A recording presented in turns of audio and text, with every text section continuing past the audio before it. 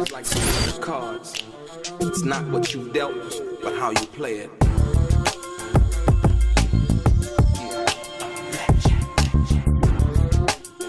Play each situation correctly. I remember they used to laugh at a brother. Welcome back, guys. Welcome back. It's your boy DELRAY Richardson, platinum songwriter, platinum artist. Welcome back to Straight Game TV. I appreciate your time. Hit the like button, hit the share button. Today I got another exclusive story with pictures to prove confirmation of information. I would say around about I had a case, a copyright case that I was fighting in involving some of my music. And I had filed the federal copyright case. I was representing myself, federal copyright case downtown LA at the federal courthouse. And so on this particular day, I was going downtown to actually file some paperwork. And as I was going downtown, going into the courthouse on this specific day, I ran into a guy who looked familiar. And as I'm going through, you put your keys in the thing, in the little box, and your phone and all of that, and your paperwork, and they slide it through the metal detector. You go through the metal detector. And the guy who was actually, warning me down was Russell Poole. I guess he had got a job, working as one of the courthouse security guys. And once I spotted him, I told him, I was like, I said, you the guy that investigated the Biggie murder. He was like, yeah, I told him I was a friend of 2Pac's, and I had worked with 2Pac, and he without provocation, he went into his theory on what he thought about the Biggie case and the 2Pac case. But he started off with the Biggie case. He was like, yeah, Suge Knight, and he did this, and Suge Knight did that, and Suge Knight is responsible, and if I would have stayed on the case a little bit longer, I would have been able to solve it, and so on and so forth. And so I knew one of his theories was the Amir Muhammad Nation of Islam thing. You know what I mean? And with that, I knew that he didn't really know what he was talking about. I knew that it was just a theory of his that he was operating under based on hearsay. Because, like I said, first and foremost, the guy real name was Billups, if I'm not mistaken. Billups was the guy's real name, but going under Amir Muhammad. And I was like, well, I said, but for me personally, I'm like, nah, no Nation of Islam member would be involved in something like that. You know what I mean? From that perspective. And he was like, well, my investigation proved, and I'm like, well, you actually didn't prove anything. You know what I mean? Everything that you came up with was basically speculation.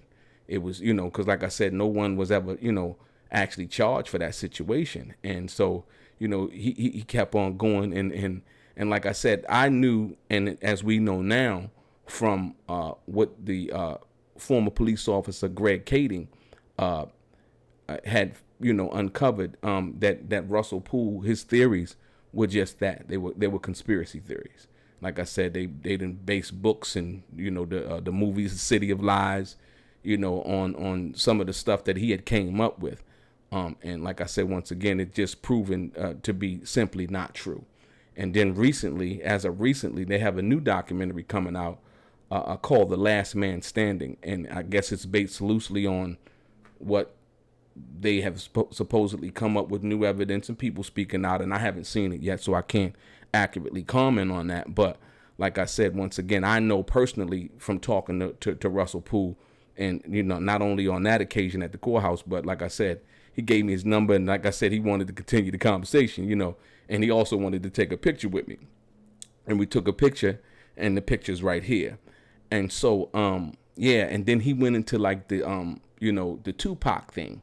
He was saying that, Suge Knight set 2Pac up, and it was all a setup, and so on and so forth.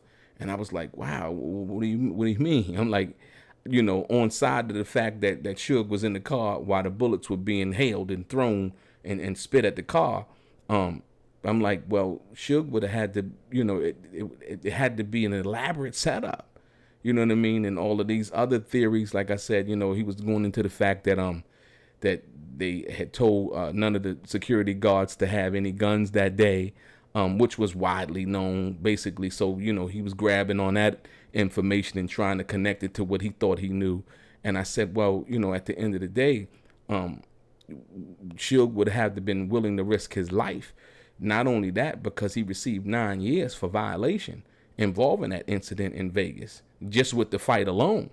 And so then on top of that, knowing, hopefully knowing that he was, on probation, I guess he really didn't think about it from that perspective. But you go to the fact that he's in the car with Tupac.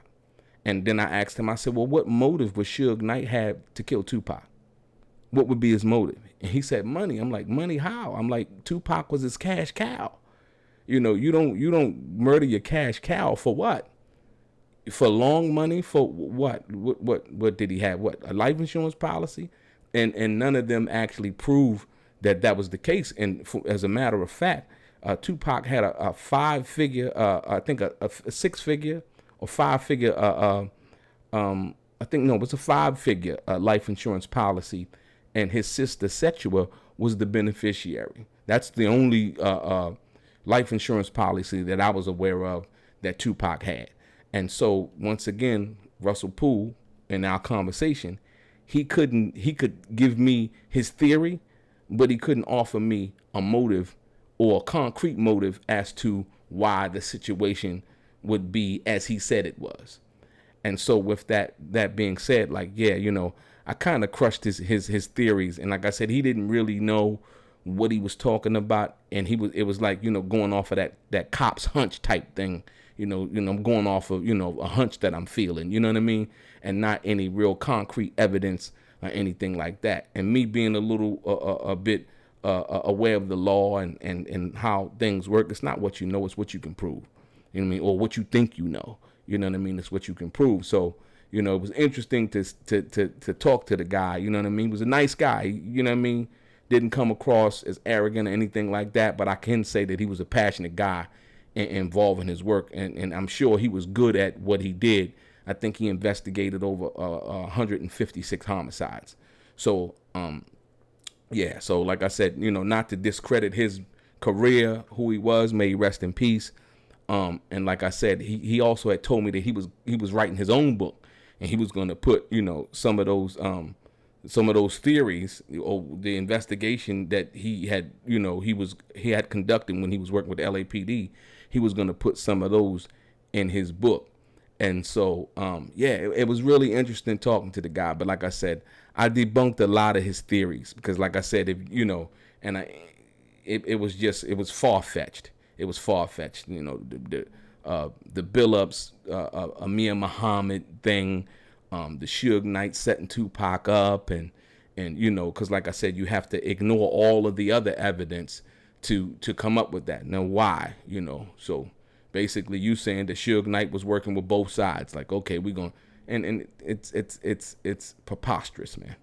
It basically was that. So, like I said, your boy DELRAY, I just wanted to share that exclusive. I've never shared that story about the conversation that I had with Russell Poole and him trying to convince me that his theories were the facts of each of those cases. Like I say, may Biggie rest in peace, Tupac rest in peace, and may Russell Poole rest in peace. And like I said, once again, it's your boy DELRAY, straight game. Hit share. Be back to share some more truth, facts, and exclusive information. Your boy, straight game.